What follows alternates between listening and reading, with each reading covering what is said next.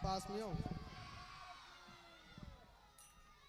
लक्ष्मण, महाराज रावण अभी मरे नहीं हैं। तुम उनके पास जाओ और राजनीति पूछ कर आओ।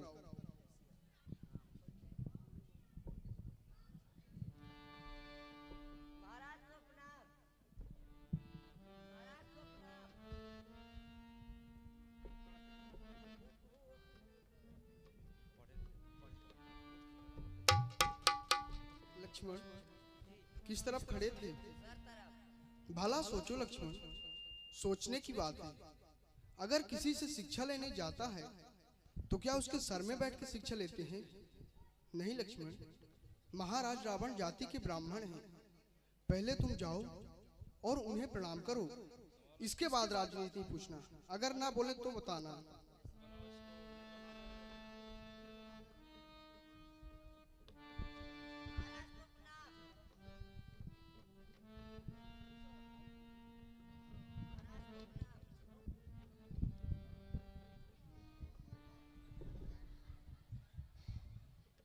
कौन है?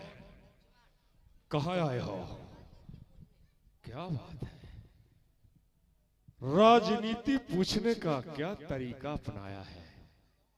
पहले मारते हो फिर राजनीति पूछते हो। पहले मारते हो बाण फिर पूछते हो राजनीति। ऐसी अनीति में नीति सुनाऊं मैं। जाए कहो राम जू से आमे समीप मेरे, खैचे कुछ बाण आराम का छुपाऊं। दर्शन के हेतु दोनों नेत्र हैं ललायत मेरे। दर्शन को पाए उन्हीं को नीति बताऊं मैं। राजा कौन होगा? प्रभु। तो फिर आप क्यों आए हो? उन्हीं को भेज दो। जाओ।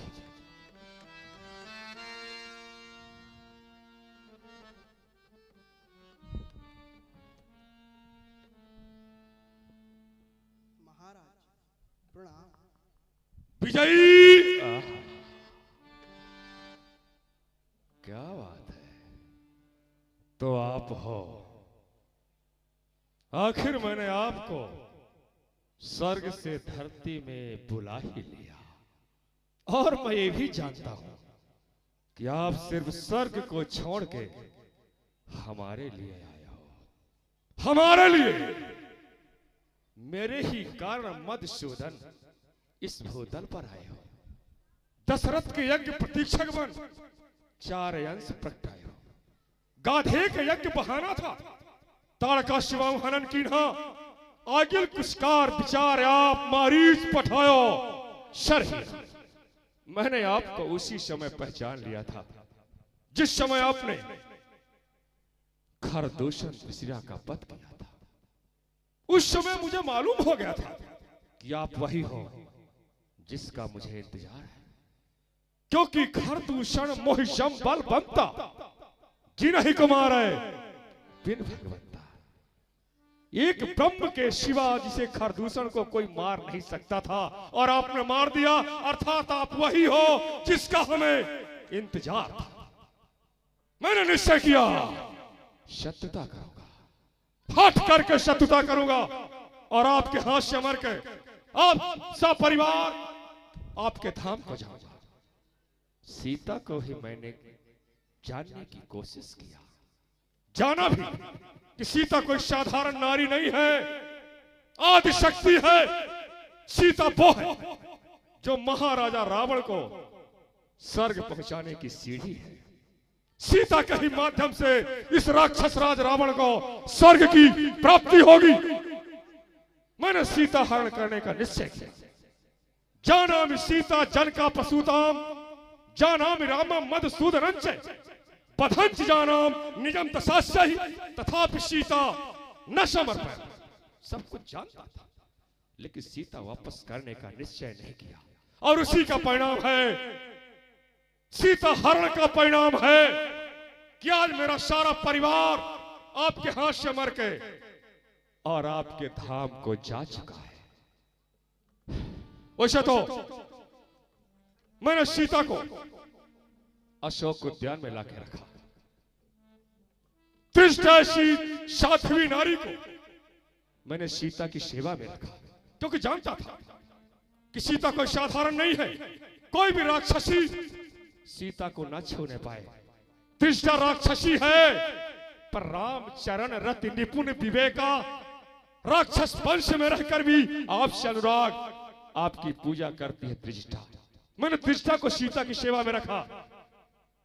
सीता आज निष्कलंक है, सीता गंगा की तरह आज भी पवित्र है। सीता से मैंने कहा एक बार बिलोक मोरा, इसका मतलब मैं जानता था अगर सीता मेरी ओर देख लेगी लोकप हो ही बिलोक जाते। सीता के देख लेने से मैं अमर हो जाऊंगा, अमर। लेकिन सीता ने ऐसा नहीं किया, बल्कि हमको उपदेश दिया। खैर अब मुझसे बोला नहीं जाता, अपने छोटे भाई को भेज दीजिए।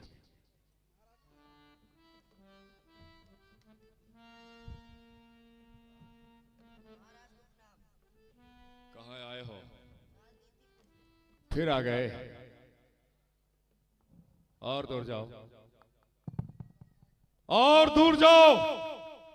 मैंने कहा ना, और दूर चले जाओ।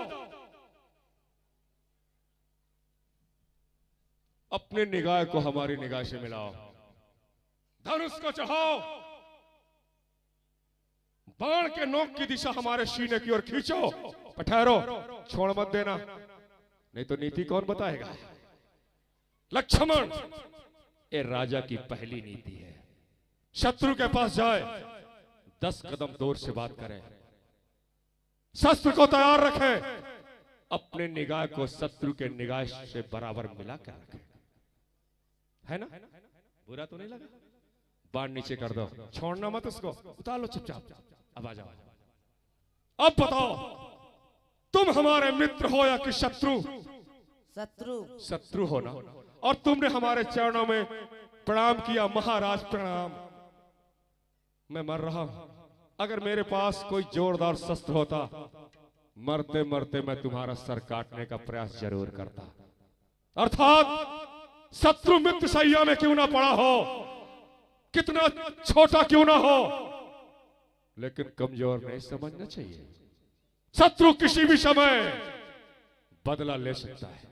गुरु, ब्राह्मण, देवता, मित्र, शत्रु, अनाथ, इनके पास न जाइए कभी भी खाली हाथ। गुरु के पास जाओ, कुछ लेकर जाओ। मित्र से मिलो, आदान प्रदान करके मिलो। अनाथ जो बेसहारा हो, उसके पास जाओ, कहो भैया क्या हाल चाल है। इससे उसके समस्या का समाधान नहीं होगा, उसे कुछ दो, तब तो उसके समस्या का समाधान होगा। ठीक उसी तरह से शत्रु के पास जाओ, तैयारी बना के जाओ, है ना लक्ष्मण? वैसे तो वास्तव में राजा कौन है, राजा का कर्तव्य क्या है, प्रजा के प्रति राजा का दायित्व क्या है? राजा वो है जिसमें न्याय हो, दया हो, गंभीरता, सरलता मुख में हो और मन में वीरता हो, जिसका नहीं कभी औदार्य कम हो, प्रजा को पालता संतान सब हो, वो है राजा। वो राजा राजा नहीं कि राजा होकर प्रजा पर रवा रखे सितमरानी। अरे जला दे घर गरीबों का, पहन कर ताज सुल्तान, तो फिर राजा काहे को? वो तो प्रजा का हुलाकू है, एक जल्लाद खूनी है, महागद्दार डाकू है। राजा को चाहिए कि मुखिया मुख सो चाहिए, खान पान को एक, पाले पोषे शकल अंग तुलसी सहित बीवी, सबके साथ एक जैसा न्याय, एक जैसा व्यवहार करे। ठीक उसी तरह से जैसे मुख भोजन और पानी को लेता है, भोजन पानी से बने तत्वों को सर्वांगों को बराबर बांट देता है। ठीक उसी तरह से राजा को चाहिए कि सबके साथ एक जैसा न्याय, एक जैसा व्यवहार राजा का एक कर्तव्य है। उससे तो राजनीति मुख्यतः 4 होती है, साम दाम दंड भेद। इन्हीं चारों नीतियों को लेके राजा राज का संचालन करता है। जिस तरह शरीर में कई अंग होते हैं, सभी अंगों को मिलाकर शरीर काम करता है। अगर एक अंग कमजोर हो जाए, शरीर कमजोर हो जाता है। कहीं ना कहीं कमजोर अंग की कमी महसूस होती है। ठीक उसी तरह से राजा के राज्य संचालन में 18 विशेष अंगों की जरूरत होती है, जिन 18 अंगों के सहयोग से राजा राज्य का संचालन करता है। वो कौन से अंग हैं? गिनती लगा लो। मंत्री, खजांची, सेनापति, वेतनदाता, व्यापार सचिव, युवराज, पुरोहित, द्वारपाल, वनरक्षक, कारागार सचिव, न्यायी, रसोइया, गुरु, वकील, राजाज्ञा का कहने वाला, दरोगा, वैद्य, महल वाली ड्योढ़ी पर नित्य रहने वाले हो गए।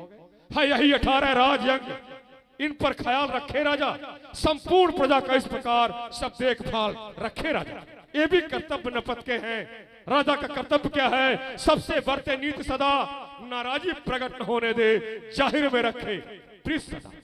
राजा को चाहिए कि प्रजा में गुप्त रूप से फूट डालता रहे, प्रजा एक न हो। और जब प्रजा एक हो गई, किसी भी समय राजा के खिलाफ बगावत कर सकती है। गुप्त रूप में प्रजा में फूट डालता रहे, ये राजा का कर्तव्य है। ऐसा भी कभी न होने दे हरगिज आपस में हो लगाओ इनका। कुछ गुप्त सहचरों के द्वारा रखे मालूम भाव। नितज्ञ नरेश वही तो है जिसके सब अंग निरोगी हो। शासन में तभी सफलता है जब कार्य कुशल सहयोगी हो। राजा को चाहिए सांसारिक दोषों से दूर रहे। और कौन से दोष? क्रोध। राजा में जल्दी क्रोध नहीं आना चाहिए, अभिमान नहीं करना चाहिए। क्रोध, अभिमान, बैर, आलस। राजा को आलसी भी नहीं होना चाहिए, झूठ भी नहीं बोलना चाहिए। क्रोध, बैर, अभिमान, आलस, झूठ, अज्ञान, अनीत, नास्तिकपन, हठधर्मीपन, मंत्रणा कथन, जनमत की अवहेलना, ईश्वर को न मानना, रैयत के मत के विरुद्ध चलना। एक दोष और है, मद्यादिक व्यसनों से फंसना। इन दोषों से सदा बचता रहे नरेश, तो उसके राजत्व को माने सारा देश। जो प्रजा निरक्षर हो, जुल्मी, लोभी, रिश्वत लेने वाले हो, कुछ गुप्त दूत हुआ विचारी जो झूठी खबरें देने वाले हो। राजा के राज्य में यदि वैद्य गुरु है चाटुकार, सेनापति षड्यंत्री है, बकवादी सारे राजा के वो मीठे मीठे मंत्री है, तो होता क्या है? राजा राज्य सहित जल्दी ही चौपट होता है। छोटी छोटी सी भूलों में वो दारुण संकट सहता है। लक्ष्मण, इसलिए उचित है राजा को अपना राजापन समझे, है प्रजापाल पद भी इसको, इसलिए प्रजा का मन समझे। रजनी में राजधानी देखे। राजा को चाहिए कि गुप्त रूप में छुप के रात्रि में राज्य का निरीक्षण करे कि कहां क्या हो रहा है। रजनी में राजधानी देखे, दिन में सच्चा न्यायाधीश हो, खर्चे से ज्यादा आमद हो, वेतन भुगतान समय पर हो, ईश्वर को खूब मानता हो, शासन की गति जानता हो, किस तरह प्रजा रहती प्रसन्न ये भी नियम जानता हो। तो फिर निष्कंटक की देवी निर्भय होकर रहती है। बच्चे बच्चे के वाणी से उस राजा की जय होती है। लक्ष्मण, राजा को चाहिए, बल्कि हर किसी को चाहिए कि शुभ काम जितना जल्दी कर सकते हो कर लो, बुरा काम जितना टाल सकते हो टाल दो। काल करंते आज करंते अब, पल में परलय होगी बहुर करेगा। समय किसी की प्रतीक्षा नहीं करता। शुभ काम जितना जल्दी कर सकते हो उतना जल्दी कर लो। आगे आने वाला समय आपके विपरीत भी हो सकता है, क्योंकि मैंने कुछ अच्छे काम सोचा था। धरती से स्वर्ग तक सीढ़ी बनवा दूंगा, आवागमन जारी रहेगा। सागर का जल खारा है मीठा करा दूंगा, अग्नि से धुआं निकलना बंद करा दूंगा। एक और काम विशेष रूप से सोचा था, जहां तहां देखने में आता है पहले बेटा मरता है बाद में बाप। नहीं, विधि के विधान में अंकुश लगाऊंगा। पहले पिता मरेगा इसके बाद बेटा। ये सब काम मैं कर सकता था, क्योंकि इस कार्य के अधिकारी हमारे अधीन थे। जब चाहता तब कर लेता, लेकिन आज नहीं, कल, कल नहीं, कल कल करते करते मेरा काल आ गया। और जो हमें नहीं करना था, एक राजा को, मुझ जैसे राजा को जो नहीं करना था मैंने वो किया। अर्थात सीता ऐसे साध्वी नारी का हरण मुझे नहीं करना था। ये हमारे राज धर्म के बिल्कुल विपरीत था।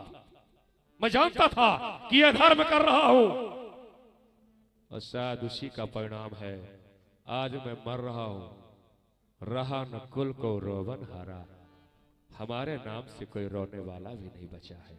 सिर्फ हमारी सबसे बड़ी कमजोरी स्त्री की चोरी, और यही महाराजा रावण के पतन का कारण हो गया। खैर ये बताओ, इस महायुद्ध में विजय आपकी हुई या कि महाराजा रावण की? हमारे प्रभु की। मैं नहीं मानता। कैसे तुम्हारे प्रभु की हो गई? हमारे प्रभु दंडक वन में प्रतिज्ञा किए थे कि इस पृथ्वी से निशाचरों को हीन कर दूंगा। अभी मैं जिंदा हूं, प्रतिज्ञा मेरी पूरी हुई। प्रश्न मैं करूंगा, उत्तर तुम दोगे। मैंने प्रतिज्ञा किया था कि सीता एक बार लंका दिखाऊंगा। बोलो, दिखा दिया? हाँ। मैंने प्रतिज्ञा किया था कि जब तक मैं जिंदा रहूंगा, दो में से एक भाई हमारी लंका में पांव नहीं रख पाओगे। बोलो, हमारी लंका में पांव रखे हो? नहीं। रखते मैं दोनों के पांव काट लेता। हमारे जियत हमारपुर, लखो न लखन खरार। तुम्हारे जियत तुम्हारपुर, जात प्रचार प्रचार। हमारे जिंदा हमारी लंका को नहीं देखे, नहीं जा सके, और तुम्हारे देखते देखते मैं तुम्हारे धाम को जा रहा हूं। बोलो, रोक लोगे? नहीं। रोक सकते हो तो जाने से रोक लो। इसका लक्ष्मण युद्ध तो सिर्फ माध्यम था, भाई को बैरी करने का क्या फल था देख लिया मैंने। बदला मिल गया मुझे उसका जो भाई के साथ किया मैंने। मैं भी कितना मतवाला था जो भाई को त्यागा मैंने। अरे भाई सब प्रिय भाई था, आखिर क्यों भाई को त्यागा मैंने? यदि विभीषण के मत से मैं चलता, यश मिलता है और बड़ाई थी, लेकिन उल्टी सभा बीच मैंने विभीषण को लात लगाई थी। हे लखन, मुझे मारने में कुछ तुम्हें न गौरव प्राप्त हुआ। रण था भाई भाई का जो सचमुच आज समाप्त। युद्ध था न्याय और अन्याय का, धर्म और अधर्म का, अर्थात रावण और विभीषण का। आज धर्म रूपी विभीषण विजयी हुआ, पाप रूपी रावण पराजित हुआ। इसका सटीक न्यायोचित उत्तर आपके बड़े भाई के मुख से सुनना चाहूंगा।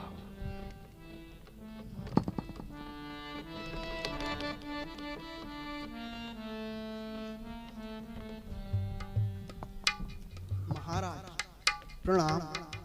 संसार का हर प्राणी आपको धर्मात्मा कहता है।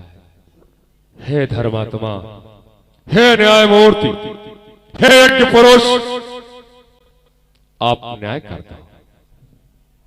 आपके भाई का हट है कि विजय आपकी है, और मेरा हट है कि नहीं विजय हमारी हुई। हे न्यायमूर्ति, अगर वास्तव वेदों ने आपके बारे में सच लिखा है, आप न्याय कर दो कि विजय आपको मिली या कि महाराजा रावण को। महाराज, रघुवंशी राम सदैव ब्राह्मणों से हारे हैं, विजय श्री आपको ही प्राप्त हुई। जय हो, जय हो। जैसा मैंने आपके बारे में सुना था, देख भी लिया। जैसा आपके बारे में मैंने वेदों में पढ़ा था, वैसा मैंने देख भी लिया। यद्यप करके महाराजा रावण शान पान और आन के लिए सर कटाना सीखा है, सर झुकाना नहीं। लेकिन ये ब्राह्मण महाराजा रावण इस समय पर दशरथ के राजकुमार राम को नहीं, अरे आपको नहीं, बल्कि राम रूपी इस ब्रह्म को सत सत प्रणाम करता हूं। राम, हे ब्रह्म रूपी राम, राक्षस राज रावण का प्रणाम।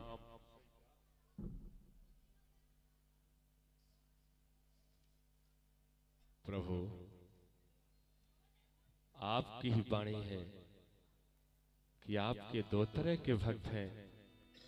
एक तो आपकी पूजा अर्चना करके आपकी प्राप्ति करता है, एक पाप अत्याचार करके आपके श्री चरणों का सानिध्य पाता है। उन्हीं में से मैं एक भी हूं राम। आज इस राक्षस राज रावण की पाप रूपी तपस्या सफल हो गई। एक इच्छा और पूरी कर दो राम। हे राम, तुम्हारा बाण युद्ध देखते न लगते बनता है, कब लेते कब चाहते हो, कुछ नहीं समझ में आता है। बस एक बार और कौतुक दिखला डालो राम, मैं तुम्हें मारने आऊंगा। अपना बाण चला डालो।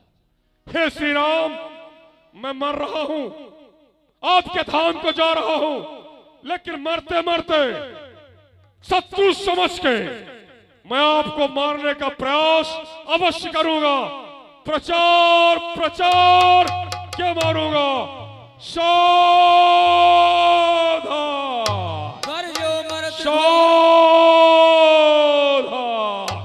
गरजो मरत घोर नभ भारी, कहाँ राम रण हतो पचारी। गरजो मरत घोर नभ भारी, कहाँ राम रण हतो पचारी। बोलिए राघवेंद्र सरकार बोली भूम गिरत दस कंधर कुमार की जय।